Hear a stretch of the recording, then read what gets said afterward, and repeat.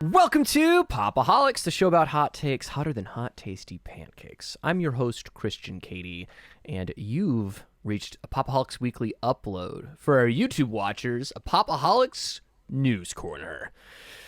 And I'm joined, as always, by my two favorite co-hosts. Chris Conkling. And Brian Dupree. And boy, we got a great show for you today. What are we getting into? Got some F9 news, which really aligns with our month currently on our main podcast feed. Talking a little casting for John Wick, Cruella sequel already in the works, some Spider-Man news, very cool. We got some cool movies coming out. Brian's going to run through the movies for our podcast listeners exclusively, which you can subscribe to down there by hitting the little fun link we have in the notes. Smash it. We're going to be talking about what we've been consuming. Loki premiered this week, or last week, depending. Yeah, it'll be last week at this point. So we're going to talk about the first episode of Loki.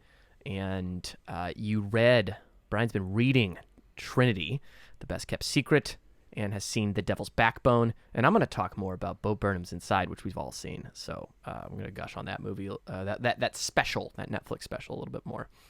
And then we got some community feedback. So we got a jam-packed show. So let's start the way we do on the show with Brian's Wacky News Corner. Welcome back to the News Corner, everyone. So this is not a main topic episode, but this month we are leading up to the release of F9 and covering Fast and Furious movies. I've been having a lot of fun with it. I am personally going through all of these movies leading up to it. So it's been a jam-packed month. Pretty incredibly, in my opinion, at this point, Fast and Furious F9, the latest released, has crossed $250 million abroad. It's at nearly $260 million at this point, which is pretty ridiculous. It's over $200 million in China. So this movie cost about that money. It's $200 million plus for sure. And I was kind of blown away. This is very much pre-COVID numbers, I feel, and I'm really excited to see how well this movie does in the States. I feel like this is a really good sign and makes me excited for the movie too. How do you guys feel about F9 doing huge numbers abroad? Brian, you neglected to mention that even without the domestic box office revenue, it has already surpassed Godzilla vs. Kong to be the highest grossing film of the pandemic. Okay. Which is crazy. Good point, yeah. I think this is expected. This franchise is super popular, as we've talked about. These movies always do gangbusters. Like, they're not Marvel movies in terms of like what they make, but they always make a shit ton of money. And they're super popular around the world. So I'm not surprised. I'm not surprised that it's doing so well internationally. I'm sure it's going to continue to do really well once it premieres here on June 25th, despite, the quality of the actual film. So, Christian, how do you feel about these numbers? Well, I took a day trip up to a weekend trip to Jacksonville, Florida, and I can tell you very much so that in parts of the United States, the pandemic is over. It's done. For all intents and purposes. We'll see what happens with just a little pandemic talk here, like where we're at. We're going to see these pockets of places with low vaccination rates probably spike. That is kind of to be assumed. And so I think there'll be flare-ups in smaller communities with extremely low vaccination rates. But by all accounts, it seems that these vaccines are very effective from the data, or we just have great herd immunity, depending on who you talk to. Either way, there's something going on where less people are getting COVID. You do the math. There's like 100 million people are vaccinated in the United States now. Side tangent done. What can bring us back into theaters after such a tumultuous last year and a half? Family. I love that this is like the rebirth of cinema in like live going to the theaters, and it's very special. It's just, one rule: just don't let him get into cars. It's plain and simple. Universal is banking so much on this film to drive people back into the theaters. I don't know if you guys have heard, but they're actually going to be premiering a 5-minute prologue for Jurassic World Dominion in all IMAX screenings of F9. Having learned that, I'm very disappointed that we're not seeing F9 in IMAX when we go. We're going to be going to the Dolby Theater, which is still going to be excellent, but I'm a little sad we're going to miss out on that exclusive Jurassic World Dominion prologue. But yeah, they clearly have a lot of faith, and they're clearly, Universal's doing everything they possibly can right now to put people in theater seats. And I can respect that. Oh, definitely. I hadn't heard about that, but that's a nice little teaser to get people back into the theaters and obviously excited for more of their content as well. So, yeah, we will be covering this movie later in the month, so we'll be talking about this more. The Pop-O-Holics are seeing it together. We're going to be high-fiving in the theater. I'm so excited. Can we lock when hands was the entire When was the last time the three of us saw a movie together? Halloween? Was it Halloween in 2018? Not. I don't think so. It'll take me too long to think about that. But that's crazy. When I remember. Yeah. At least in the theaters, right? There may have been stuff that we watched together, but yeah. So that's F9 doing huge numbers abroad and presumably going to do huge numbers in the U.S. as well. The next piece of news, we've got some casting developments from the latest John Wick movie, John Wick 4. So we've got Bill Skarsgard, who is someone that we've talked about and discussed from the recent It adaptations. And we also, along with him, obviously Keanu Reeves coming back in the starring role. We've got Chad Stahelski returning to direct, and we've also got Donnie Yen from, in this article, they say Rogue One, a Star Wars story, but Ip Man and many other movies that Donnie Yen is known for. As well as Shamir Anderson from the recent movie Stowaway on Netflix, and a Japanese-British pop star named Rina Sawayama. So I may be one of the hotter John Wick fans of the three of us. I'm not sure how you're guys the feel hottest. about the series. You're the hottest one of us, regardless, Brian. You sexy single man, you. Oh dear God. But I really like the John Wick movies. I think they've gotten progressively better throughout the course of them, just ramping up the stakes, ramping up the complete absurdity and the battles, the just continuing to find new ways to have entertaining fight sequences. And yeah, Keanu Adding Reeves. more dogs. Oh, you can never have too many dogs in this series, in my opinion. Yes, definitely. So yeah, some big additions to this movie. How do you guys feel about the John Wick franchise? Brian, out of the three of us, if you're the hottest, I'm definitely the coolest. Okay, all right. Because I've never seen a John Wick film because I'm a terrible, terrible, terrible person. Wait, you haven't? Hold on. We have to put the brakes on. Wow. Chris, you haven't seen one? Not one of them. Nope, I have not. What? What's wrong with you? I think it just means we need to have a John Wick month. Anyway. Hey, love that. Love that idea. This is. I'm so here for it. I'm down to watch them. Yeah, we don't know a whole lot about John Wick 4. We don't know who Bill Skarsgard's going to be playing.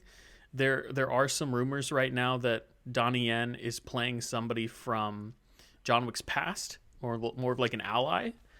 I personally would love to see Bill Skarsgård in a villainous role. We already know that he could be menacing because of his role as Pennywise, like Brian mentioned. No, unbelievable.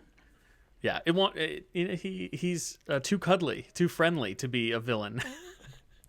But I think that would be perfect casting. So, as I said, we don't know a whole lot, but I'm excited to see who all these actors end up playing. And I'm excited for our inevitable John Wick month when this movie's finished and comes out in theaters. Keanu Sans, baby. I haven't seen 3 yet. So and it's like on HBO Max, like it's there. Like I could just watch it like right now. and which I should do. I should turn off you probably all the should. recording stuff and just go watch it. No, and I really want to watch it. I've seen some scenes and it looks so awesome. I love these movies, and we're doing a fast month. We just had F9 news, and I think these kind of casting calls. It's like the classier Fast and Furious. It's getting a little higher tier of like acting, but they're still kind of action stars. So I really think John Wick has the potential for more spinoffs and stuff. It's clearly very popular. People love these movies. I love that. I've seen 1 and 2, and although I preferred 1, I've heard 3 is balls to the walls crazy. So this is a very exciting casting. Who doesn't love Donnie Yen? My goodness, Ip Man. He was in the Star Wars one too, right? That was Donnie Yen. Rogue One. Yeah. He kicked ass in Rogue One. He's like, I'm gonna be the master of the Force without a lightsaber. That dude's badass. And he's like old. He's an old man. Give it to me. I'm one with the Force, and the Force is with me. Hey. Right? Thanks, Chris. Good follow-up. So yeah, that's John Wick forecasting, and we may be covering all of those movies at some point in the future, depending on how our scheduling works out. Wait, So we we'll didn't see figure about this that. out. Brian, you're the hottest John Wick person. Chris, you're the coolest.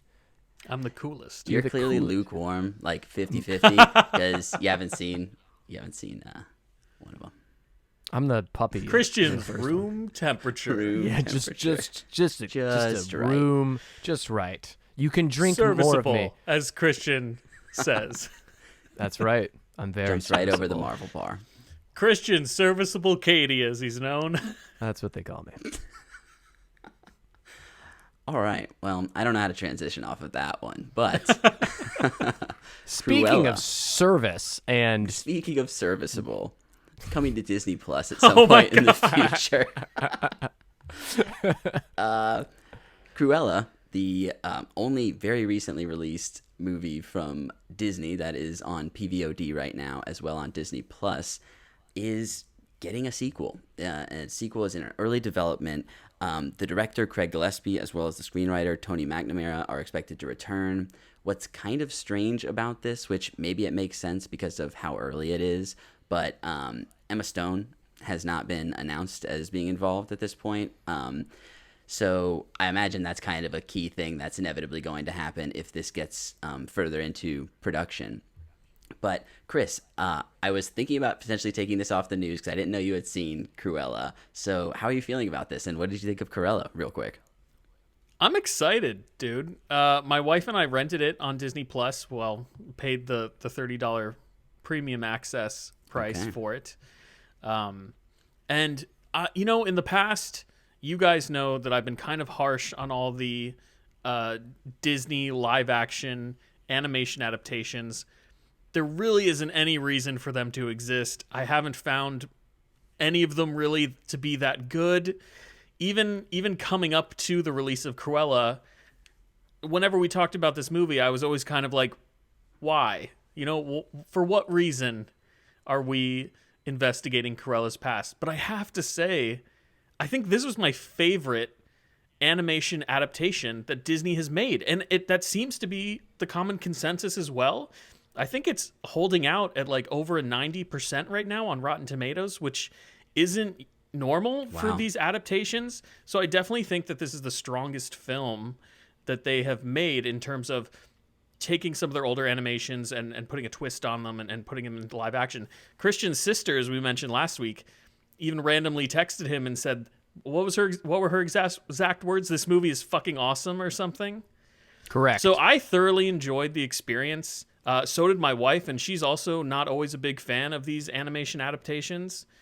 So yeah, I would love to see Emma Stone continue playing Cruella, and us get further down the timeline. Maybe she gets a little crazier, because where we are right now in her story, she doesn't seem like the type of person that would actually skin a dog. But if we can get there, that might be super interesting. To see like what breaks her. But the dynamic between her and the actors that played Jasper and Horace, super fun. They had great chemistry. I really enjoyed it. The costuming was fantastic for the movie. A lot of people didn't like how overplayed the soundtrack was, but I really enjoyed it. It's a good soundtrack. It's very of the era. It got hits. So yeah, I had a lot of fun watching this movie. And I think out of all the movies that they've made, this is definitely the only one deserving of a sequel, in my opinion. But Christian, did you have a chance to watch it? Do you have anything to say about this? No, Brian, this- Brian, how do you feel about it? This seems to be like a popular like marketing move by big studios to when it's getting good reception to get a little more press, announce that they're in early development of the sequel. It just shows confidence. It's another thing to remind people that it exists. That seems like what it is. And of course, if it's successful, they'll make it. But that's what it seems to me, is just be like, oh, this is the great time to just get the name Cruella out there again and reap more people in the theaters. I definitely don't disagree with you. Yeah. Incredibly cynical take that just cuts to the core, and it's probably too true. Like, just cynical marketing moves. But I will say, Tony McNamara, if you're listening, Cruella, all right? It's right there. So, if it is real. Can I Bring that tell to the you big boys. a fun fact about Cruella that I'm just going to remind the listeners of this show how stupid I am. I didn't realize that Cruella de Vil was like a fancy way of saying cruel devil. Right. Yeah, it's right there. Yikes. It's right there. But Right there in the naming scheme. I There is heard an it so. association with the car, too, though. So you There have is, you have yeah. one level of, there's understanding there. There's a car. Yeah, I'm Coupe de Ville, I believe. Yeah. Yeah. that. So it's kind of a combination. They explain it in the movie. Don't worry. It's very That's- explicit. the Coupe de Ville is a pickup truck. No, it's... No. If you know the car from the movie, you'd recognize it if you saw it. It's kind of like a 1920s gangster-looking kind of thing. I don't know how to describe Okay. it. So it's like a I semi. think that's pretty accurate. It's got 8 wheels. Yes. It's an yes. 18-wheeler In the 1920s, in the 1920s, mobsters were notorious for driving semi-trucks to make sure that they stayed incognito. Low profile. Yeah, and then when there's a battle that takes place, they turn into Optimus Prime. Yes, I understand all of this. I'm pretty That's how it informed. worked. Yeah. Yeah, you've nailed it. You don't need to see the movie. Yeah, Okay. I'm gonna skip it. Disney, look, Goodfellas meets Transformers. Make it happen. We're here for it. There's an audience. So, I'm sorry. Yeah, that's the Cruella sequel that Disney has cynically Brian, can I marketed say to that I us. tried to like expand on the bit, and then my mind just exploded with like avenues for the what did you say? Goodfellas meets Transformers. Transformers. Yeah. Like I'm still wrapping my head around that concept. I'm just imagining a bunch of like, that's Red Dog, the Harley Davidson motorcycle. That guy strangled more Decepticons than anybody can imagine. You know? He's ripped Dude, up I a would lot watch of that road. movie.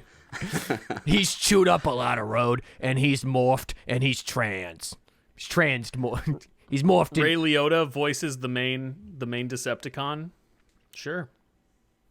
I think Executives, we're pay us. creating something wonderful here. You've been going, Louis. You've been going too hard on the motor oil. We got to get you some help. Calm down with the Energon consumption. All right, that's my deep, nerdy Transformers cut for the episode. Brian, what else do we have in the news? Yeah, last piece Chris, I don't know if you know this, but Energon is, they took the word energy and they made it a different noun. Yes, Energon. right. Yeah. Like unobtainium. Also Or Decepticon, any... because they're deceptive and Exactly. and they're cons. Yes. Yeah. They're cons. I just learned all of this the other day. I'm feeling very out of the loop. Brian and I are deepening so many different franchises for you tonight. I love we're it. just we're bringing it. This is what the news is all about. We're informing the people. I believe so. So yeah, last piece of news proper. We've got another casting announcement for the Spider-Man Into the Spider-Verse sequel. So Issa Rae, who is best known for her HBO comedy drama series Insecure, which I haven't seen any of, but it's very critically well received, and I've heard good things about it. But yeah, she has been cast as Jessica Drew, who's going to be playing Spider-Woman. I know very little about these characters. There had been a few casting announcements previously. Shameik Moore is coming back to reprise his role as Miles Morales, and Haley Steinfeld is reprising her role as Spider-Gwen as well. Chris, can you give any context to Spider-Woman's character and Jessica Drew specifically? Are you familiar with her at all? So I'm most familiar with Jessica Drew from the Ultimate Universe, Okay. in which she's a clone of Peter Parker. So I don't. Christian. I'm not too familiar with her 616 character. But this is exciting news, mostly because this is the first piece of information we've gotten about what Spider-Man characters are going to be in this Into the Spider-Verse sequel. Yep. Prior to this, we knew nothing. So that's super exciting that Spider-Woman's going to be in the movie, and I can't wait to see what other Spider-Man iterations they bring into the flick. I'm sure we're going to see Spider-Man 2099, considering that he was at the very end of the first movie. But yeah, this is cool. I'm really only familiar with this actress from Lovebirds, the Netflix movie that came out last year. Oh yeah, that's right. But this is cool. I'm excited to hear more. Christian, what are your thoughts? Do they have the gender neutral testicles to go Spider-Man non-binary though? I mean, that's what I really want. I want them to jump into these territories like full swing. No pun intended. Let's do it. Let's go there. That's what the people want, baby. I feel like they would. You know, they should. With the new Loki show that just came out, we finally have confirmation that within the MCU, Loki is gender fluid, which we've never seen before in that universe. And Loki is gender fluid in the You gotta comic give books. people a warning. You gotta flash a light or something. But I think Marvel's willing to go into that territory, whether it be, you know, a Sony production or one of the Marvel Studios productions. I think that's where we are. So I don't think that's far off from being possible at all. But this is cool. Spider-Man and the Spider-Verse, obviously one of the most successful Spider-Man things that Sony themselves have like produced, like kind of won an offshoot Oscar of the Marvel. Yeah, the movie's amazing. It was like very Oscar worthy. So I'm excited to see this young actor and what they can do because I haven't seen them in anything. So it'll be really cool. Oh yeah, and in terms of experimentation, I mean, Into the Spider-Verse, I feel like comic book movies, even for all the great things they've done, it felt like it was a new take on comic book movies again. It felt like this new level of translating the medium, and I'm really hopeful for where that series can go. So yeah, that's Issa Rae, who is cast in the Spider-Man Into the Spider-Verse sequel. All right, into some stuff that's coming out this week. So, coming to TV, actually talking about something on cable. On FX, we've got Dave Season 2 coming this Wednesday at 10 p.m. Eastern.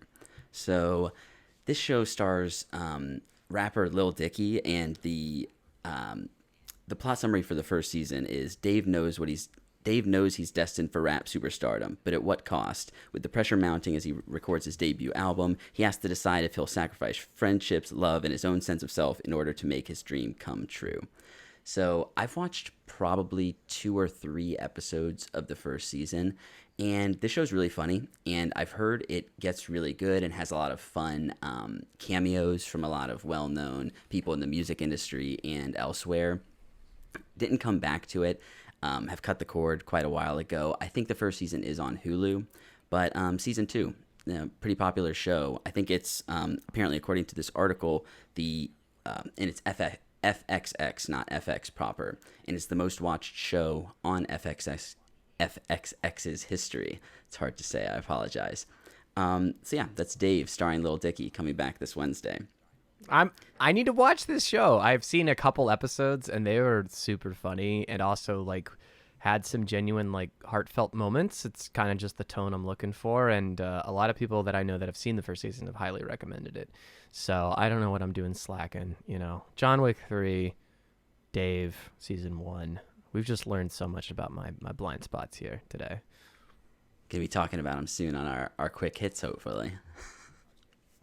So yeah, that's Dave, season 2. The next piece of news, I think this is maybe a little younger age group aimed for this next one, but iCarly, Paramount Plus is digging deep into the nostalgia we talked about Rugrats recently, rebooted that. They're also rebooting iCarly for a new season, and this is coming out Wednesday. Christian is not particularly impressed, it seems. My youngest sister. No, is it gonna? The big question is the main girl from iCarly gonna be in it? Because she's awesome. She was in School of Rock. Miranda Cosgrove. Miranda Cosgrove? Yes, Miranda Cosgrove. She is going to be in it. I mean, I'm not watching it. I'm still not watching it, but I'm excited for her career because I think she's a very talented actor. I like her quite a bit. So, Brian, I know we're supposed to let you like run through all of these now because we changed the format, but isn't Paramount Plus marketing the show as iCarly for adults? I think I've seen that in some of the marketing. They literally say, she literally says like all grown up or something, and I was like, they already did this with Rugrats, guys. Now you're just pulling from other content that you're rebooting. But they're clearly you think pushing this. iCarly's gonna get some drug problems. She's gonna I mean, in the trailer for this show, they are drinking and like doing adult things. So like Miranda Cosgrove is of age, but they're clearly marketing this toward the people who are now in their like early to mid 20s who watched this show on Nickelodeon when it was first airing. It's just weird. It's weird marketing, I have to say. Do you think, what are the, oh God, I can't believe I said this. What are the odds that this like show starts with like a sex scene? And I don't think it's going to be too like explicit, I hope right? That's not the case. But that's very, very strange. That's how you like set the tone. And you're like, no, iCarly's all grown up. She's oh my like, gosh, iCarly's can I put this? It's just a live stream. This is depressing now. I'm gonna put my. So sorry. One of us will have to watch at least the first like 5 minutes. But like, if I was like the writer and I was like, yeah, you're gonna make it all grown up. It's like you just start with a scene of her getting dressed and kind of doing the walk of shame thing, and it's like, no, iCarly, she's been through some stuff. She's an adult iCarly. To be fair, listen, I don't think they're gonna start this shit with her like. With like a really intense sex scene. No, I don't the think they're tone gonna do seems that, similar but like, to the tone of the original show. From it seems to be the same. Yeah. Just more adult humor. I would guess. Because didn't all those start with she's on her laptop on her bed, right? Wasn't that? I have never seen an episode of iCarly. She does a web show, so like the whole thing is there's bits about it. I don't remember exactly how it starts, but yeah, that's the concept. So it starts. The web show starts with her like coming back into her room, like. Like, I had a long night. I don't know conceptually what the show is going to be, but Miranda Cosgrove is coming back to play Carly Shay. Nathan Kress and Jerry Traynor are returning as Freddie and Spencer Shay, her friends as well. So that will be coming out on Paramount Plus this Wednesday for the 10 or 12 people who are able to watch that. And coming out this Friday, Apple TV Plus. Oh, sorry, that was harsh, but I'm just kind of jealous that I don't have access at the moment. Physical is a new TV show coming to Apple TV Plus this Friday. So this is from series creator Annie Wiseman and stars Rose Byrne, and it's going to be 10 episodes. And the plot of this show is a quietly tortured woman supports her husband's bid for state reassembly while battling personal demons until she finds release through the world of aerobics.